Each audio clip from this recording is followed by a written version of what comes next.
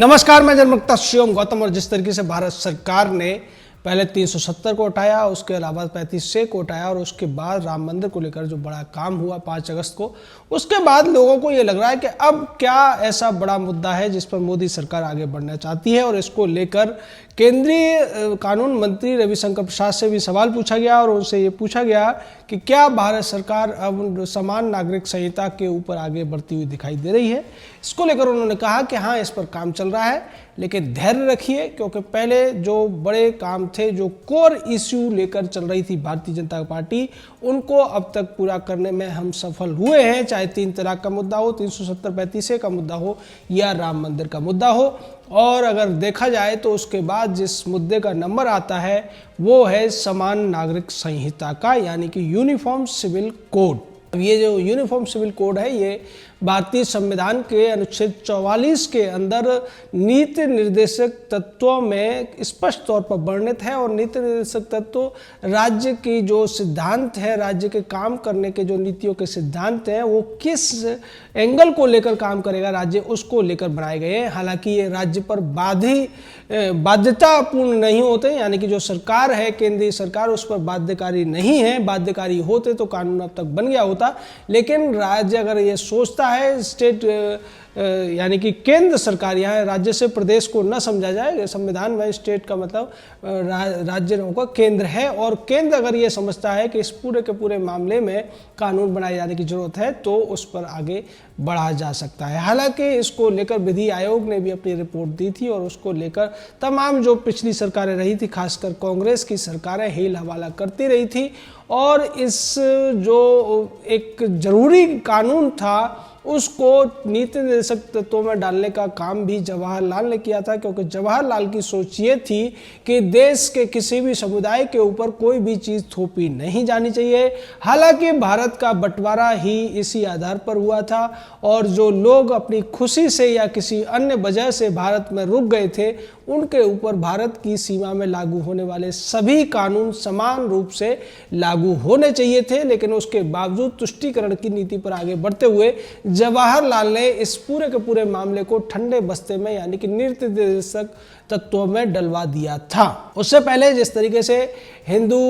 Act code bill बनाया गया और साथ ही साथ Christian code bill, Muslim personal law, Christian personal law को मान्यता दी गई और बाद में स्पेशल मैरिज एक्ट भी बनाया गया, उस समय भी बहस के दौरान जवाहर ने एक बार माना था कि हाँ, इससे जो दूसरे मजहबों या दूसरे पंथों की महिलाएं हैं, उनको उतना फ़ायदा नहीं पहुंच पाएगा। लेकिन फिर भी हम चाहते हैं कि इसको लेकर आम सहमति बने, और जब तक आम सहमति नहीं बनती है तब तक इसको हम थोप नहीं सकते। इस तरीके की सोच जवाहरलाल की रही थी और उसी की वजह से देश में तमाम समस्याएं उत्पन्न हुई। 3 तलाक की वजह से तमाम जो मुस्लिम महिलाएं थी, उनको कष्ट सहने पड़ते थे। ये मामला जब साहबानों का केस सुप्रीम कोर्ट पहुंचा था, उस समय डिसाइड हो गया था। सुप्रीम कोर्ट ने यह कह दिया था कि जिस तरीके से बाकी महिलाओं को, खासकर हिंदू कोड बिल के आधार पर जो, या स्पेशल मैरिज एक्ट के तहत जो महिलाओं को सुविधा मिलती है, भरण पोषण का भत्ता मिलता है, वही मुस्लिम महिलाओं पर भी लागू होता है। लेकिन तब भी कांग्रेस की सरकार थी और राजीव गांधी ने साहबानो केस को तुष्टीकरण के भुनाने के लिए इस पूरे मामले को पलट दिया था। इसको लेकर संविधान में संशोधन भी पेश किया गया था और उसको पास करा लिया था, जिसकी वजह से 3 तलाक का जो एक मामला सेटल होते होते रह गया था। उसके बाद जिस तरीके से 3 तलाक को लेकर तमाम भयानक रूप देखने को मिले, इसके ऊपर एक फिल्म भी बनी थी, निकाह, जिसमें एक अपनी पत्नी को बहुत ज़्यादा चाहने वाला पति भी नशे की हालत में 3 बार तलाक बोल देता है और फिर बाद में वो पछताता है। ये इसका मतलब यही था कि किस तरीके से महिलाओं को इस कानून की वजह से तमाम उत्पीड़न सहने पड़ते हैं। इस तरीके की और भी कई चीज़ें हैं, जैसे इनहेरिटेंस की बात की जाए, यानी कि जो उत्तराधिकार का कानून है, वो भी जो हिंदुओं में लागू होता है, वो मुस्लिम महिलाओं के ऊपर उस तरीके से लागू नहीं होता है। या फिर जैसे लड़के लड़कियों के लिए शादी की उम्र का सवाल है, जो हिंदुओं के अंदर 21 साल और 18 साल का प्रावधान है, वो मुस्लिमों में 16 और 15 साल के लेकर हो जाता है, और उसको वो ढाल बनाते हैं अपने मजहबी परंपराओं को, जिसकी वजह से जनसंख्या वृद्धि को लेकर जो एक सरकारी पॉलिसी थी, वो पूरी तरीके से नाकाम साबित हुई थी। दूसरी तरफ एक महिला जो हिंदुओं में शादी करने के लिए 18 साल में बालिग होती है, लेकिन वही महिला अगर वो मुस्लिम है तो 15 साल में भी उसको बालिग मान लिया जाता है। तो ये किस तरीके से जायज़ है, किस तरीके से न्यायपूर्ण है, इस पर भी तमाम सवाल उठते रहे। उसी तरीके से तमाम जो और भी जिन जिन लोगों को इसमें छूट दी गई है वो सवालों के घेरे में रहे। और यही वजह रही कि भारत में यूनिफॉर्म सिविल कोड की मांग बहुत पहले से होती रही है, लेकिन सरकारों के पास कभी इसके लिए बहुमत नहीं हुआ करता था, या जिन लोग सरकारों के पास बहुमत था तो उनकी इसको लेकर कोई इच्छा थी ही नहीं। और इसका फ़ायदा बहुत से लोग उठाते हैं, जैसे कि जनसंख्या को लेकर तमाम समस्याएं देश में उत्पन्न हुई। पिछले 4 दशकों से तमाम सरकारें, तमाम सरकारी मशीनरी जनसंख्या वृद्धि को कैसे रोका जाए इसको लेकर तमाम माथापच्ची करती रही, तमाम योजनाएं बनाती रही, दीवारों को रंगा जाता रहा, हम दो हमारे दो। लेकिन यूनिफॉर्म सिविल कोड देश में लागू न हो पाने या इसका कानून न होने की वजह से वो सारी की सारी कवायदें बेकार चली गई। और जिस जनसंख्या को रोकने की कोशिश भारत में जब 50 करोड़ की जनसंख्या हुई थी तब से हो रही थी, वो बढ़ते बढ़ते आज करीब करीब 135 करोड़, और कुछ लोग तो कहते हैं कि ये 150 करोड़ भी जल्दी ही होने वाली है, उतनी हो चुकी है। 3 गुना जनसंख्या बढ़ चुकी है। और इसके पीछे भी अगर किसी को दोषी ठहराया जा सकता है तो वो यूनिफॉर्म सिविल कोड न होने को ही ठहराया जा सकता है, क्योंकि जिस तरीके से नसबंदी जैसे तमाम उपाय किए गए थे उसको लेकर भी मजहबी परंपराओं को हवाला दिया गया। और शादी को लेकर भी जिस तरीके से सवाल उठते थे कि एक तरफ हिंदुओं में या जो हिंदू कोड बिल के तहत जिनकी शादी होती है, चाहे वो हिंदू हो, बौद्ध हो, जैन हो, सिख हो, उनमें एक शादी का प्रावधान है, जबकि मुस्लिमों को 4 बीवियां रखने की छूट है। और उसकी वजह से भी जनसंख्या वृद्धि में बहुत बड़ा इजाफा देखने को मिलता है जनसंख्या के अंदर। तो ये सारी वो चीज़ें हैं जिसको लेकर यूनिफॉर्म सिविल कोड की बात की जाती रही थी। या फिर जो दूसरे और भी कानून जो पचड़े हैं उनको सॉल्व करने के लिए भी इसकी मांग थी कि पूरे देश में, जब भारत एक देश है और अब उसमें पूरी तरीके से एक ही कानून चलना चाहिए जो सभी भारतीय नागरिकों पर समान रूप से लागू होता हो। पहले धारा 370 और 35 से होने के वजह से बहुत सारे कानून जम्मू कश्मीर के एरिया को छोड़कर पूरे देश में लागू होते थे, लेकिन पिछले साल जब 370 और 35 से हटाया गया उसके बाद भारत के सभी कानून जम्मू कश्मीर के इलाकों में भी लागू हुए और लद्दाख जो एक अलग यूनियन टेरिटरी बनाया गया वहाँ भी लागू हुए। तो अब ये सवाल फिर से घूमकर वही आ जाता है कि क्या सरकार अब सुधारात्मक जो कानून बनाए जा रहे हैं, जो चीज़ें पहले नहीं हो पाई थी उनको करने के प्रयास में पूरी तरीके से सरकार लगी हुई है, क्योंकि आज सरकार के पास पूरी तरह से बहुमत है और जनता ने इन्हीं मुद्दों के ऊपर सरकार को दूसरी बार चुनकर भेजा है। तो क्या मोदी सरकार अब उन सभी मुद्दों को निपटाने का काम करेगी जिनका इंतजार काफ़ी सालों से हो रहा था? और ऐसा लगता है कि इस दिशा में सरकार आगे बढ़ती हुई दिख रही है। सरकार इस पूरे तैयारी को लेकर चल रही है और आने वाले सत्र में हो सकता है कि यूनिफॉर्म सिविल कोड को लेकर एक कानून पेश किया जाए जिसके तहत ये प्रस्ताव रखा जाए कि भारत के अंदर रहने वाले सभी व्यक्तियों के ऊपर, चाहे उत्तराधिकार की बात हो, चाहे शादी ब्याह की बात हो या घरेलू काम जो और भी दूसरे जिन चीज़ों में पर्सनल लॉ की इजाज़त है, उनके बजाय एक ही कानून लागू होगा। और उसकी वजह से अगर जनसंख्या पर फिर कानून बनता है तो वो निश्चित तौर पर उस पर कोई भी व्यक्ति अपने पर्सनल लॉ की वजह से या मजहबी कानून या मजहबी परंपराओं की वजह से उस पर विरोध नहीं कर पाएगा, और ये बहुत ज़्यादा ज़रूरी भी है। वैसे अगर यूनिफॉर्म सिविल कोड को देखा जाए तो बांग्लादेश जैसे देश, पाकिस्तान, अफगानिस्तान जैसे देश इस कानून को पहले से लागू कर चुके हैं, लेकिन भारत जो कि एक बहुत पुराने तौर से एक तार्किक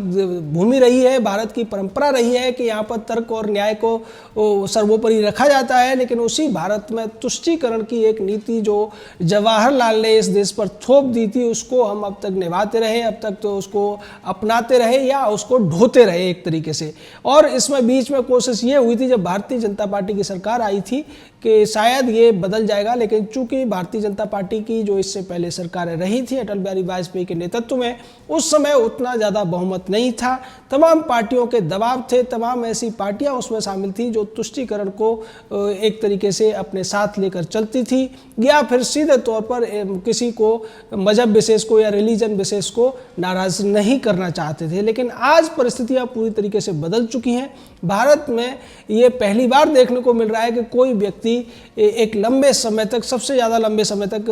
प्रधानमंत्री के तौर पर रहने का किसी को अगर मौका मिला है तो वो नरेंद्र मोदी हैं। इससे पहले भारतीय जनता पार्टी की तरफ से ही 3 बार के कार्यकाल में अटल बिहारी वाजपेयी सबसे लंबे समय तक प्रधानमंत्री रहे थे और इस बहुमत का सही तौर पर इस्तेमाल करते हुए नरेंद्र मोदी दिखाई दे रहे हैं। इसीलिए अब जो 2 मांग थी जिनको लेकर लोग चर्चाएं कर रहे थे कि वो कौन से 2 कानून हैं जिसको सरकार अब अपने प्रायोरिटी में रख रही है। एक जनसंख्या का कानून है, इसको लेकर भी बातचीत हो चुकी है, तमाम ड्राफ्ट तैयार हो चुके हैं। सुप्रीम कोर्ट तक में इसको लेकर याचिका लगाएगी और उसमें भी यही मांग की गई थी कि जल्दी से जल्दी जनसंख्या वृद्धि को रोकने के लिए, जनसंख्या के लिए एक कड़ा कानून बनाया जाना चाहिए जिससे जनसंख्या बढ़ाने वालों को हतोत्साहित किया जा सके और जो जनसंख्या वृद्धि को रोकने में अपना योगदान देते हैं उनको प्रोत्साहित किया जा सके। पिछले 15 अगस्त को भारत के प्रधानमंत्री ने इसी बात को लाल किले से भी कहा था और उन्होंने कहा था कि जो लोग जनसंख्या वृद्धि को रोकने में अपना योगदान दे रहे हैं, 1 या 2 बच्चे जिनके होते हैं या बच्चे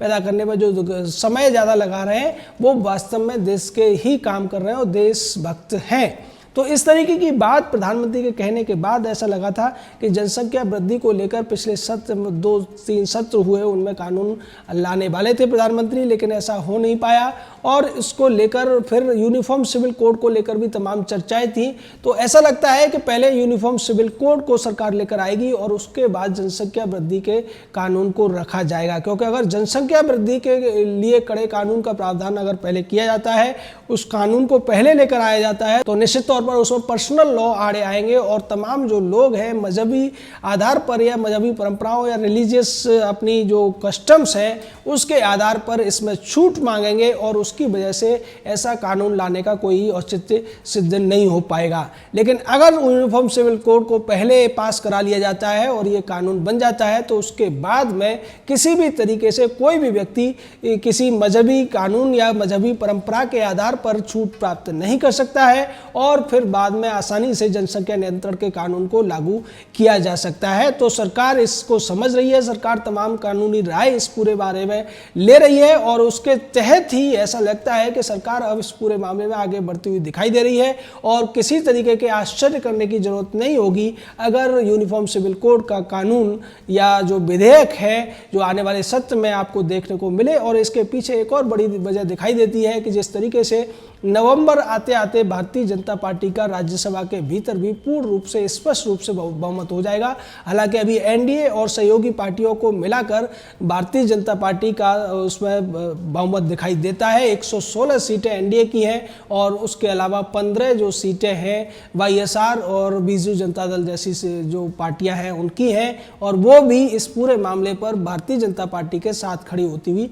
दिखाई दे रही हैं। तो आने वाले सत्र में भारतीय जनता पार्टी की सरकार यानी नरेंद्र मोदी की सरकार अगर यूनिफॉर्म सिविल कोड का कानून लेकर आती है तो उसके पास होने में भी किसी भी प्रकार की अड़चन नहीं आने वाली है और ऐसे मौके को मोदी सरकार जरूर भुनाना चाहेगी। जय हिंद,